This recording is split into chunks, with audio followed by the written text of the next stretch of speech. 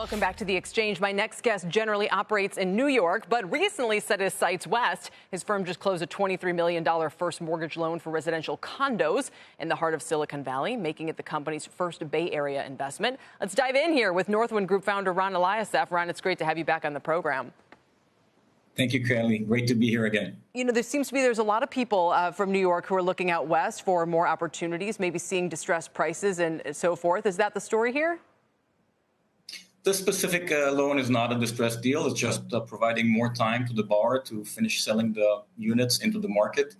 But in general, we're seeing a wall of distress coming as maturities at the end of this year on many bank loans on what is considered even stable assets like multifamily that are coming due. And, you know, pricing went down as the interest rate stays higher. And there's tremendous issues on balance sheets of traditional lenders, banks, mortgage REITs, and I think it's going to be a very tough year towards the end of the year and early next year as refinances are coming up. Yeah, which, you know, people say, well, geez, it's tough business to be in. But for you, that could spell opportunity, right? I think for all private credit managers right now, it's been a very strong year. Private credit funds like ours and others are filling in the gap where many banks have slowed down or completely stopped lending.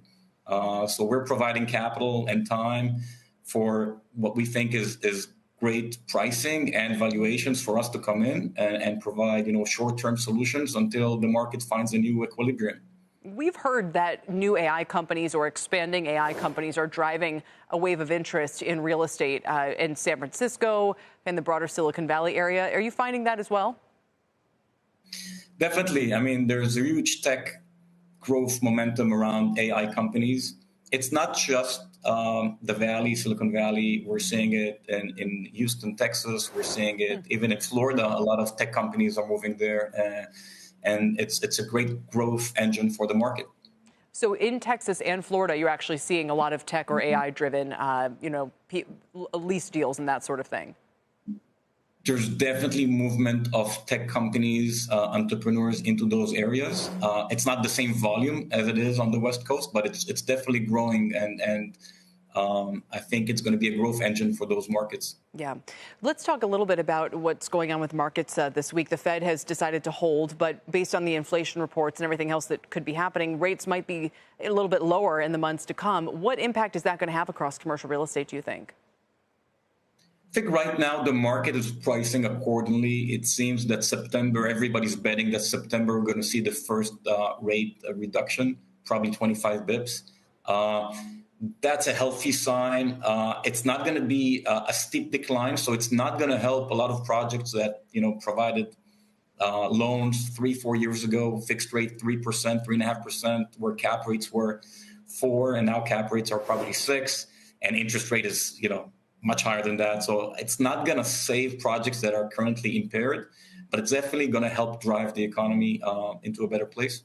Yeah. We're seeing a slowdown in transaction volume still, but there's an increase in distressed sales. It's not a wave of distress, but there's definitely more distressed transaction happening where notes and properties are trading at steep discounts for what they traded 4 or 5 years ago. Yeah.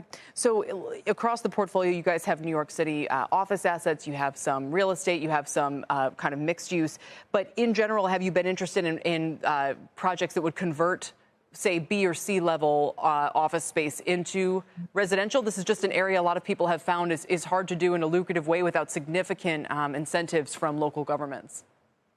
Yeah, we actually have 3 loans right now. One that we closed that is a conversion of an office to resi rental, and 2 that are currently under term sheet for one office building in Manhattan and one office building in Philadelphia that both will be converted to residential. So it's definitely an asset type we're focused on, and it makes sense as these B-class properties are finding it tough to find tenants. And in general, most of our loans are on residential properties, over 90%. But office to resi, we consider our residential play. Why do you think it's still so? It sounds like you're doing these projects just, you know, at the economics at face value without necessarily needing big tax incentives or anything like that. Correct. Specifically in these 3 transactions, they were purchased in recent time basically a new reduced basis, a great basis for the sponsor who's doing the conversion, and an even better basis for us as a lender. So it makes sense. Without a significant reduction in price, significant tax incentives are needed to make these projects, make sense. All right. And then again, you're doing more in the Bay Area, and we'll see what's next. Ron, thanks for joining us today. We appreciate it. Thank you. My pleasure.